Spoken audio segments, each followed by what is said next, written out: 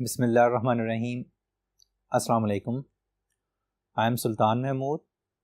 We are discussing normal distribution. इस lecture से पहले हमने नॉर्मल डिस्ट्रीब्यूशन की प्रॉपर्टीज़ को कंप्लीट किया। उन प्रॉपर्टीज़ के अंदर हमने नॉर्मल डिस्ट्रीब्यूशन के डिफरेंट फैसेट्स को देखा। उसकी डिफरेंट प्रॉपर्टीज़ के अंदर हमने ये देखा कि नॉर्मल डिस्ट्रीब्यूशन एक सिमेट्रिकल डिस्ट्रीब्यूशन है, एसिम्प्टोटिक डिस्ट्रीब्यूशन है। फिर नॉर्मल डिस्ट्रीब्यूशन जो है इसका मीन मीडियन मोड एक ही जगह पर फॉल करता है। नॉर्मल डिस्ट्रीब्यूशन की मीन मूवमेंट्स देखी, नॉर्मल डिस्ट्रीब्यूशन की मूवमेंट रेशियोज़ देखी। स्पेशल एरियाज़ जो हैं वो नॉर्मल डिस्ट्रीब्यूशन देखे। मैंने आपको बताया कि स्पेशल एरियाज़ जो हैं वो बड़ा इंपॉर्टेंट रोल प्ले करते हैं आपकी प्रोबेबिलिटीज़ की एवेलुएशन के अंदर। आज जो है हम नॉर्मल डिस्ट्रीब्यूशन को की प्रोबेबिलिटीज़ की तरफ पहला कदम उठाने लगे हैं कि अगर हमारे पास एक वेरिएबल जो है वो नॉर्मली डिस्ट्रीब्यूटेड है तो हम उस नॉर्मली डिस्ट्रीब्यूटेड वेरिएबल को यूज़ करके उससे रिलेटेड प्रोबेबिलिटीज़ को कैसे एवेलुएट कर सकते हैं। उन प्रोबेबिलिटीज़ के लिए हमारे पास क्या अवेलेबिलिटी है कि हम प्रोबेबिलिटीज़ को ईजीली जो है वो कैलकुलेट कर सकें। तो सबसे पहली बात जो है वो नॉर्मल रैंडम वेरिएबल, और फिर नॉर्मल रैंडम वेरिएबल के बाद जो है हमने नॉर्मल प्रोबेबिलिटी डेंसिटी फंक्शन, फिर नॉर्मल प्रोबेबिलिटी डेंसिटी फंक्शन के बाद जो है हमने ऑर्डिनेट की बात की थी। आज जो है नॉर्मल डिस्ट्रीब्यूशन ही का अगला स्टेप चलने लगे हैं, how to find the probabilities of the normal distribution and what steps you are needed to find the probabilities. अब इसके लिए करना क्या होता है, फर्स्ट करें आपके पास कोई एक रैंडम वेरिएबल है x, ये है जी नॉर्मल रैंडम वेरिएबल।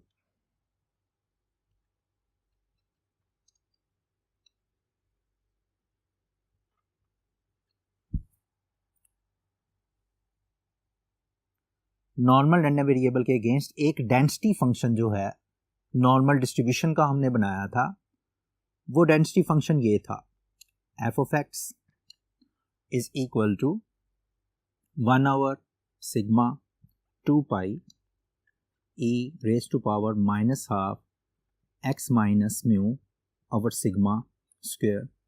यहाँ पर अब आपके पास जो है x की जो लिमिट्स थी वो -इन्फिनिटी से +इन्फिनिटी तक चल रही थी। नॉर्मल रैंडम वेरिएबल का डेंसिटी फंक्शन, मैंने आपको बताया था कि ये डेंसिटी फंक्शन जो है आपके लिए हेल्पफुल होता है आपकी प्रोबेबिलिटीज़ को मालूम करने के लिए। और वैसे एफ ऑफ एक्स जो है वो ऑर्डिनेट को शो करता है जो कि कर्व की हाइट होती है। मैंने बात की थी लास्ट टाइम ऐसी कि आप कर्व की हाइट अगर मालूम करनी हो किसी पर्टिकुलर वैल्यू ऑफ एक्स के ऊपर, तो आपको पर्टिकुलर वैल्यू ऑफ एक्स के ऊपर यहाँ पर आप एक्स की वैल्यू पुट करते हैं तो आपको कर्व की हाइट का पता चल जाता है या ऑर्डिनेट का पता चल जाता है। और अगर डिफरेंट ऑर्डिनेट अवेलेबल हों, 2-3 ऑर्डिनेट्स निकाल कर फिर आप कर्व के दरमियान जो है वो एरिया मालूम करते हैं जो आपकी रिक्वायर्ड प्रोबेबिलिटी होती है। हमने ये भी बात की थी कि जब भी कोई डेंसिटी फंक्शन अवेलेबल हो तो उसकी प्रोबेबिलिटी मालूम करने के लिए हम उसको इंटीग्रेट भी करते हैं। दूसरे लफ्ज़ों में अगर मैं फ़र्ज़ करें इसकी प्रोबेबिलिटी मालूम करना चाहूँ तो I have to integrate it. इसको इंटीग्रेट करने के लिए मैंने बताया था कि किसी भी गिवन लिमिट में आप इसको इंटीग्रेट कर लें, आपके पास आंसर आ जाएगा। But the integration of this whole function is not easy. आप इसमें क्या करते हैं, इसके पूरे फंक्शन को इंटीग्रेट करना ज़रा मुश्किल हो जाता है। इसकी वजह से हम करते ये हैं कि आपकी नॉर्मल डिस्ट्रीब्यूशन को इंटीग्रेशन की बजाय हम कुछ टेबल्स यूज़ करते हैं जो कि नॉर्मल डिस्ट्रीब्यूशन की कैलकुलेशन में हमारे काम आते हैं। जो नॉर्मल रैंडम वेरिएबल की प्रोबेबिलिटीज़ हैं उन प्रोबेबिलिटीज़ को एवेलुएट करने में हमारे पास कुछ टेबल्स होते हैं, हमें हेल्प देते हैं कि नॉर्मल रैंडम वेरिएबल की प्रोबेबिलिटीज़ को कैसे मालूम करना है। उसको करने के लिए हम एक ट्रांसफॉर्मेशन करते हैं नॉर्मल रैंडम वेरिएबल के अंदर। मसलन ये वाला जो रैंडम वेरिएबल है x है, इसमें आपके पास इस नॉर्मल रैंडम वेरिएबल के अंदर इसका मीन जो है वो म्यू है और वेरिएंस जो है वो सिग्मा स्क्वायर है। इस नॉर्मल रैंडम वेरिएबल के लिए मीन आपका म्यू है और नॉर्मल डिस्ट्रीब्यूशन इसके लिए वेरिएंस है। अब जाहिर बात है जितने ज़्यादा आपके पास क्वेश्चंस होंगे आप उतने ही ज़्यादा आपको मीन्स भी आएंगे, उनके डिफरेंट वेरिएंसेस भी होंगे। हर मीन और वेरिएंस को इसके अंदर पुट करेंगे और उसके मुताबिक इंटीग्रेट करेंगे तो आपके पास जो है वो नॉर्मल डिस्ट्रीब्यूशन की प्रोबेबिलिटीज़ को निकाला जा सकता है।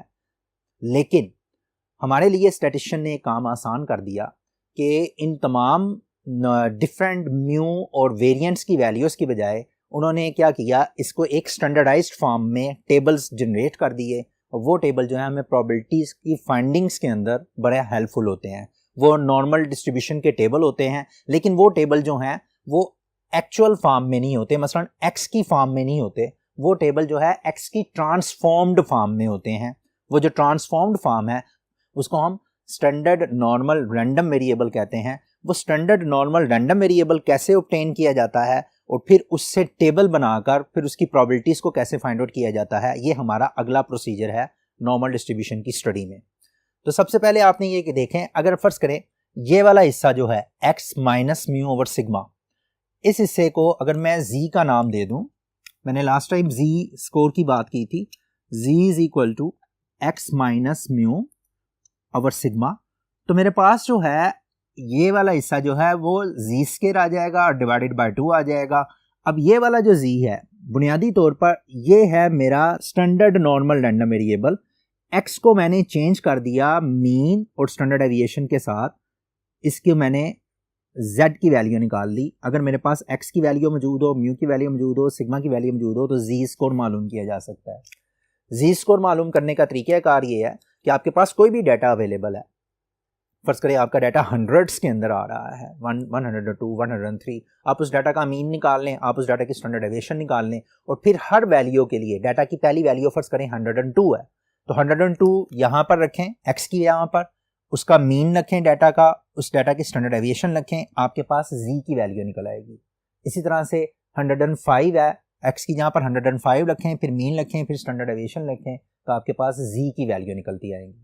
अब z की ये वाली वैल्यूज़ जो हैं वो बेसिकली आपके पास जो है बहुत छोटी वैल्यूज़ होंगी, लाइट यानी कि -3 और 3 के दरमियान मोस्टली वैल्यूज़ जो हैं वो ऑसिलेट करेंगी। मैंने लास्ट टाइम ये बात की थी कि आपके पास जितना भी जो मर्जी डाटा हो, normally most of the data values जो है यानी कि almost 99% of the data values जो हैं वो 3 से -3 स्टैंडर्ड डेविएशन के दरमियान फॉल करती हैं।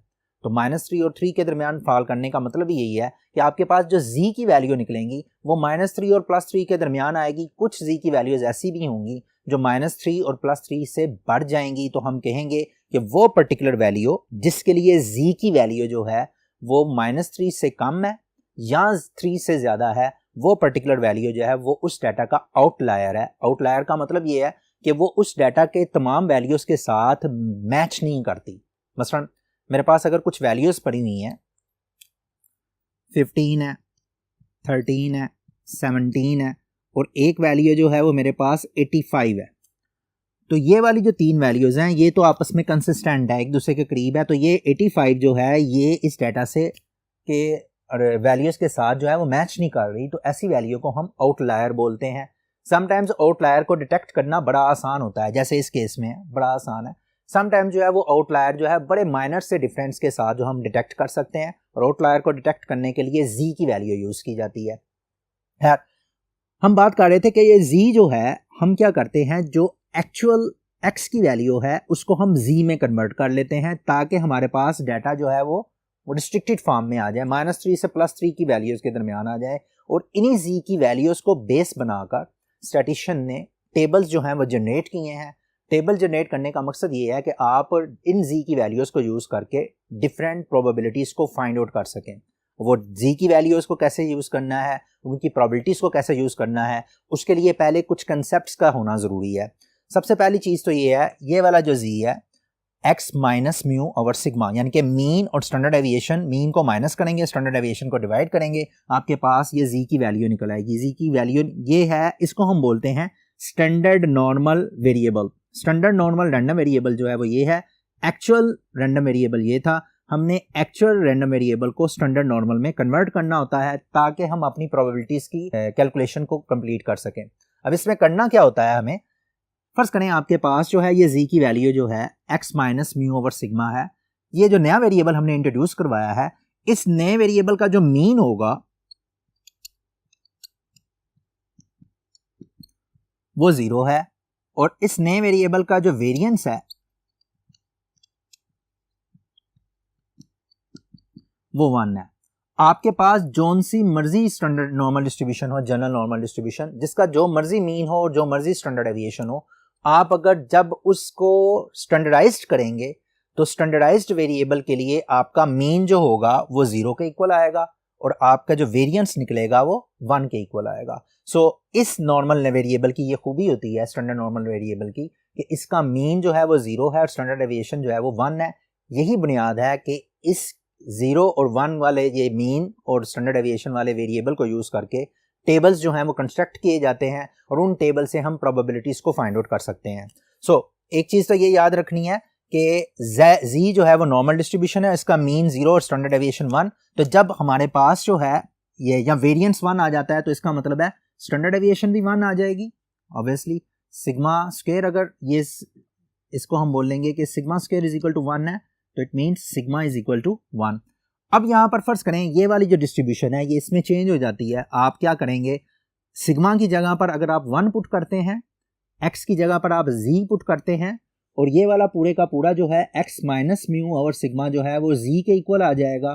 तो यहाँ पर आपके पास जो नॉर्मल डिस्ट्रीब्यूशन का जो फंक्शन बन जाता है वो इस तरह से आ जाएगा, f of z is equal to 1 sigma की जगह पर अगर आप 1 पुट करते हैं ये 1 आ जाएगा, इधर आ जाएगा 2 पाई और इधर जो है वो आपके पास e माइनस हाफ, यहाँ पर आपके पास क्या आ जाएगा z square.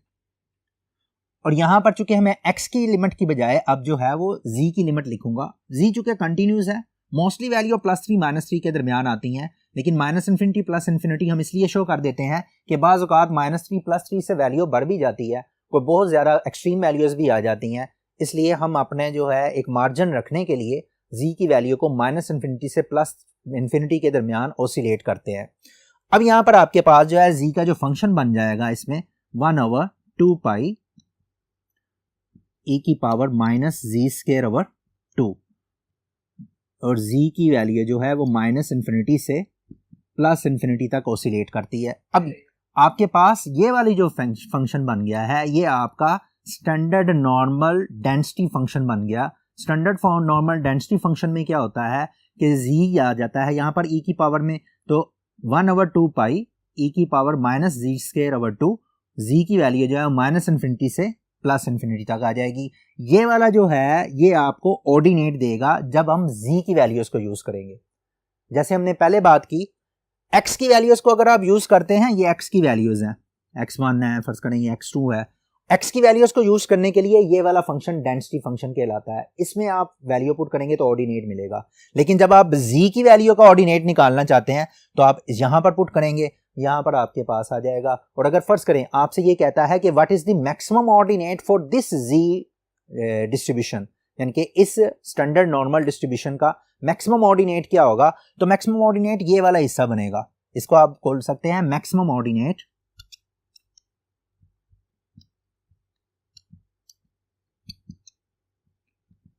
For standard normal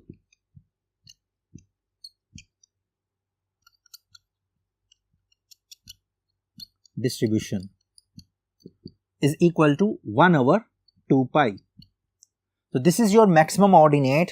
जैसे यहां पर मैक्सिमम ऑर्डिनेट जो था वो इस केस में था, ये था जब x की वैल्यू का ऑर्डिनेट निकाला था। जब हमारे पास डिस्ट्रीब्यूशन x की शक्ल में थी तो ये थी, तो जब हमारे पास डिस्ट्रीब्यूशन z की शक्ल में आएगी तो हमारा मैक्सिमम ऑर्डिनेट जो है वो ये निकल आएगा। अब इस मैक्सिमम ऑर्डिनेट के अलावा एक और चीज जो हमने याद रखनी है कि हमारे पास जो है z को के लिए टेबल कैसे जनरेट किए जाते हैं। z को यूज करके जो टेबल हमें दिए हुए हैं, जो स्टैटिस्टिशियंस ने टेबल बनाए हुए हैं, उन टेबल्स को यूज करके हम प्रोबेबिलिटीज निकाल सकते हैं।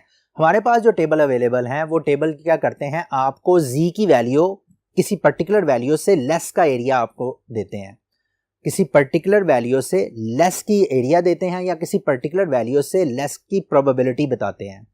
तो लेस का एरिया देना या उस पर्टिकुलर वैल्यू से लेस की प्रोबेबिलिटी बताने का मकसद ये है कि हम we are talking about the distribution function of z, standard normal distribution function. Standard normal distribution function क्या होता है, बुनियादी तौर पर आप ये समझ लें कि आपके पास जो है, फर्ज कर लें ये एक नॉर्मल डिस्ट्रीब्यूशन है।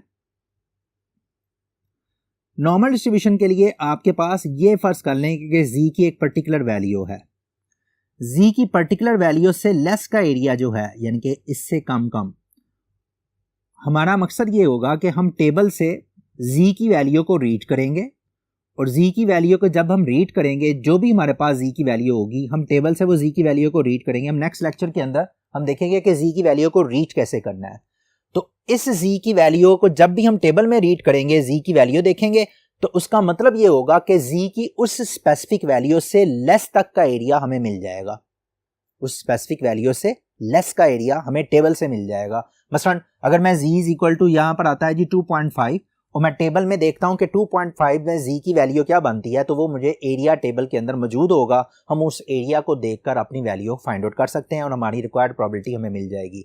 दूसरे लफ्जों में आप ये कह सकते हैं कि probability of z less than equal to some specific value, ये जो है प्रोबेबिलिटी ऑफ z लेस, इसको हम बोलते हैं प्रोबेबिलिटी डिस्ट्रीब्यूशन फंक्शन।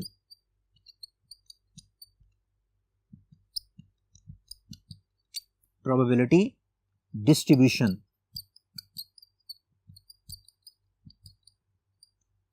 फंक्शन।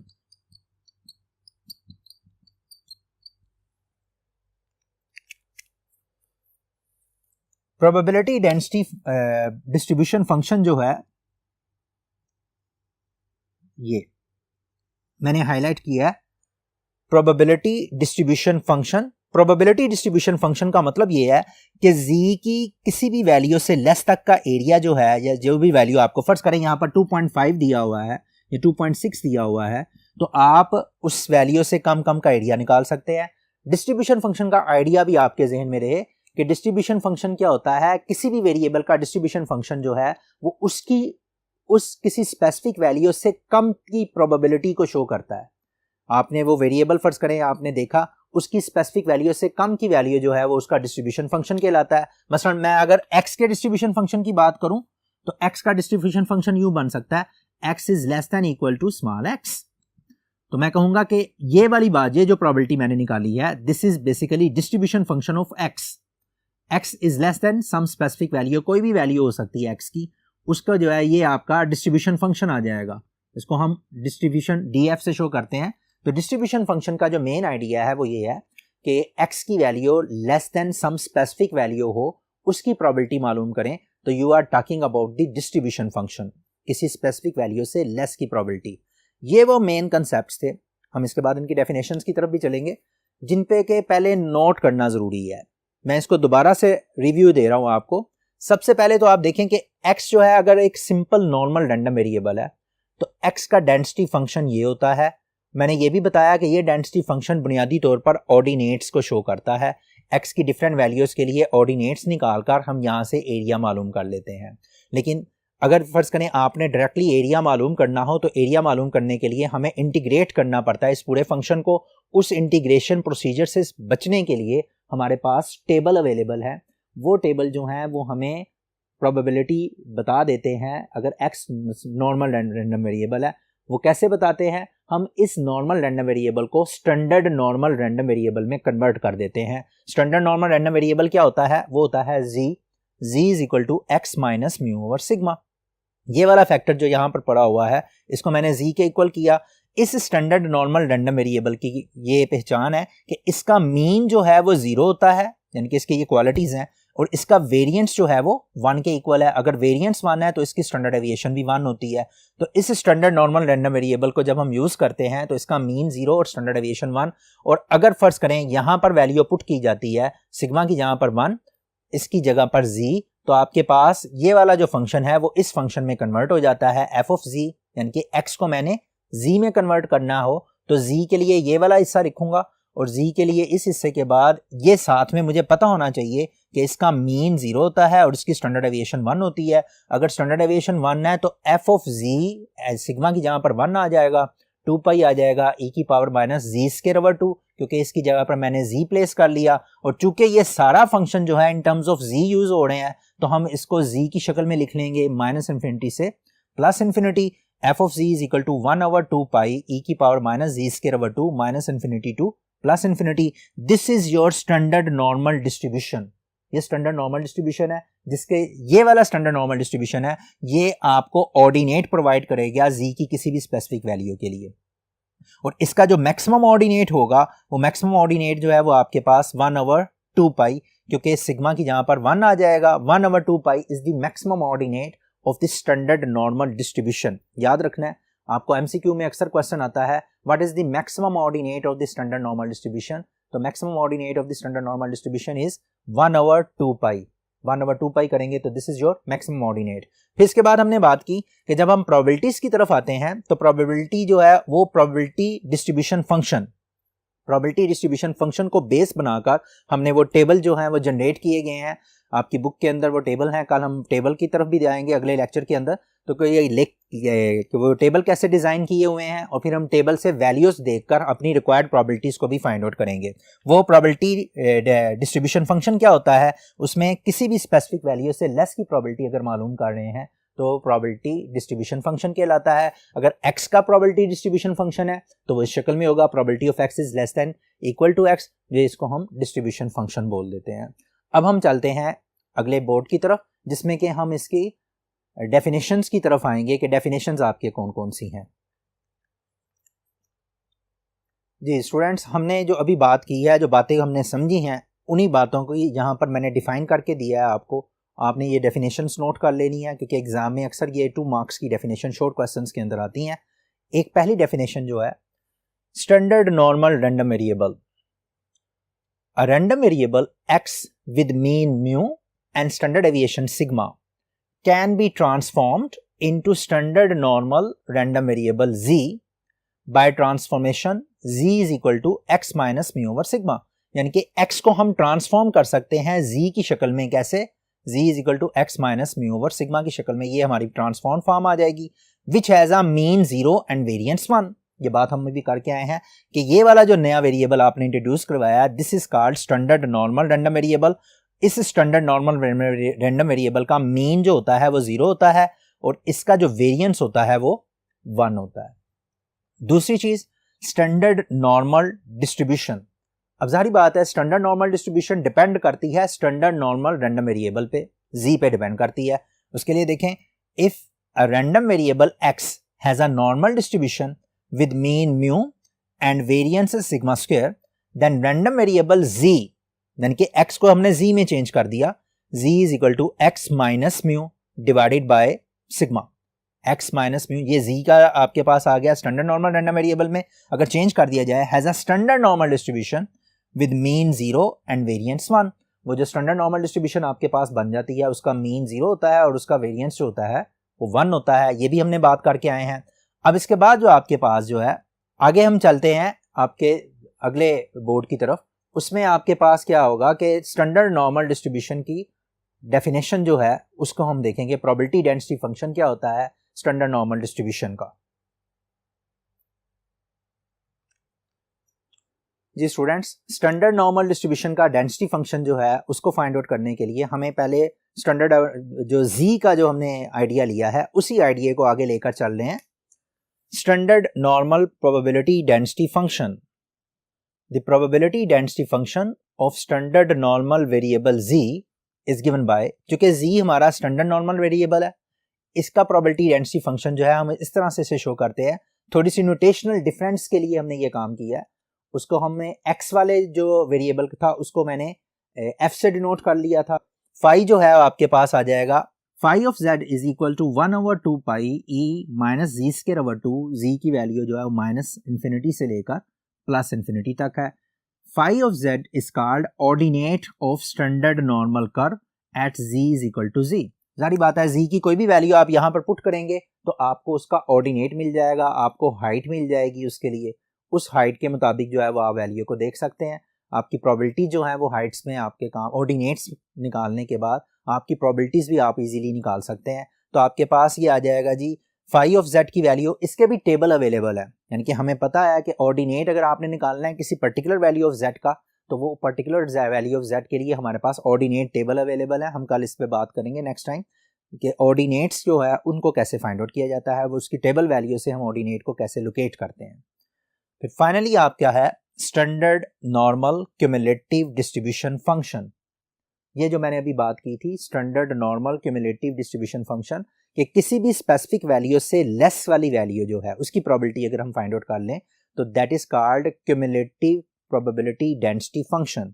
तो क्यूमुलेटिव प्रोबेबिलिटी डिस्ट्रीब्यूशन फंक्शन ऐसे कह दें, या क्यूमुलेटिव का मतलब होता है चीजें पीछे से जमा होकर आ रही हैं। यहाँ पर आप कह रहे हैं cumulative distribution function the cumulative distribution function of standard normal variable z is given bye, यानी कि क्यूमुलेटिव का मतलब है कि पीछे से वैल्यू सारी जमा हो रही हैं। जैसे मैंने कहा ना, किसी स्पेसिफिक वैल्यू तक अगर आप प्रोबेबिलिटी मालूम करना चाहते हैं तो आपको टेबल से मिल जाएंगी। वो कैसे मिलेंगी, उसके लिए पहले ये वाला कंसेप्ट जहन में रखना है, क्योंकि 2 मार्क्स का आता है, इस वजह से मैं ये बता रहा हूँ। The cumulative distribution function of standard normal variable z is given by phi of z। Basically ये भी फाई ऑफ z है, ये भी फाई ऑफ z है, थोड़ा सा नोटेशनल डिफरेंस है। यहाँ पर ये एक स्ट्रेट लाइन है और साथ में ये 2 लाइंस जो हैं हॉरिजॉन्टल टाइप लगाई हुई हैं। यहाँ पर ऐसा नहीं है, यहाँ पर एक ओब्लिक लाइन है और उसको z से शो किया गया है। फाई ऑफ z किसके इक्वल है, probability of z less than equal to z, यानी कि less than equal to z से रिलेटेड जो आपकी प्रोबेबिलिटी है, इसको आप कर सकते हैं less than equal to z का मतलब है -∞ से लेकर z की किसी स्पेसिफिक वैल्यू तक। यानी कहा ना कि लेफ्ट साइड पे जितना भी एरिया, उस वैल्यू से कम तक का जितना भी एरिया है वो आपको शो करता है ये। तो मैंने ये भी बताया आपको कि जब भी हम कोई नॉर्मल प्रोबेबिलिटी डेंसिटी फंक्शन की बात करते हैं और उसकी प्रोबेबिलिटी निकालना चाहते हैं, तो उस वक्त प्रोबेबिलिटी निकालने के लिए हम उस लिमिट के थ्रू उसको इंटीग्रेट कर लेते हैं। अब इंटीग्रेट के लिए हमारे पास ये जनरल फॉर्मेट है इसका, -∞ to some specific value of z 1/2 pi e power -u²/2 du। -u²/2 ये डिस्ट्रीब्यूशन फंक्शन में आपका कोई भी वेरिएबल जो है वो चेंज हो सकता है, उससे कोई घबराने की जरूरत नहीं है। यहाँ पर सिर्फ चूंकि z जो है वो एक कांस्टेंट नंबर था, यहाँ पर जो है वो आपके पास वेरिएबल की शक्ल में लेने के लिए इसको u का नाम दे दिया गया। अदरवाइज जो है किसी भी स्पेसिफिक वैल्यू से कम तक की प्रोबेबिलिटी मालूम करने के लिए हम क्यूमुलेटिव डिस्ट्रीब्यूशन फंक्शन बनाते हैं, और क्यूमुलेटिव डिस्ट्रीब्यूशन फंक्शन की वैल्यूज जो हैं वो आपको उसके लिए टेबल अवेलेबल हैं, उन टेबल्स को हम यूज करके जो है अपनी रिक्वायर्ड प्रोबेबिलिटी जो है वो फाइंड आउट कर सकते हैं। So this is our whole lecture, कि जिसके अंदर आपने ये देखना है कि आपके पास x वेरिएबल को z में कन्वर्ट करें तो z जो है वो स्टैंडर्ड नॉर्मल वेरिएबल कहलाता है, और z में कन्वर्ट करने के बाद हमारा फ़ायदा ये होता है कि हम इजीली जो है उनकी प्रोबेबिलिटीज़ निकाल सकते हैं। प्रोबेबिलिटीज़ क्यों निकाल सकते हैं, क्योंकि z की वैल्यूज़ को यूज़ करके हमारे पास कंस्ट्रक्टेड टेबल है, वो टेबल्स ऑर्डिनेट्स से रिलेटेड भी टेबल्स हैं, वो टेबल जो हैं वो डिस्ट्रीब्यूशन फंक्शन से भी रिलेटेड टेबल हैं। डिस्ट्रीब्यूशन फंक्शन मैंने आपको बताया कि less than some specific values अगर आप प्रोबेबिलिटीज़ मालूम करते हैं तो दैट मीन्स के you are talking about distribution function. यहाँ तक ये वाला जो है इसकी जो डेफिनेशंस और इसका ये जो कंसेप्ट है ये जहन में रखना है। नेक्स्ट टाइम जो है वो इंशाल्लाह हम देखेंगे कि आपने टेबल्स को, जो कंस्ट्रक्टेड टेबल्स हैं, उनको यूज़ कैसे करना है अपनी रिक्वायर्ड प्रोबेबिलिटीज़ मालूम करने के लिए। अगर हमारे पास नॉर्मल वेरिएबल की वैल्यूज़ मौजूद हों, x की वैल्यूज़ मौजूद हों, तो उनको z में कैसे कन्वर्ट करना है, और z में कन्वर्ट करने के बाद आपकी रिक्वायर्ड प्रोबेबिलिटीज़ में आपके टेबल्स जो हैं वो आपको कैसे हेल्प देते हैं। तब तक के लिए अपना ख्याल रखिएगा। अल्लाह हाफिज़।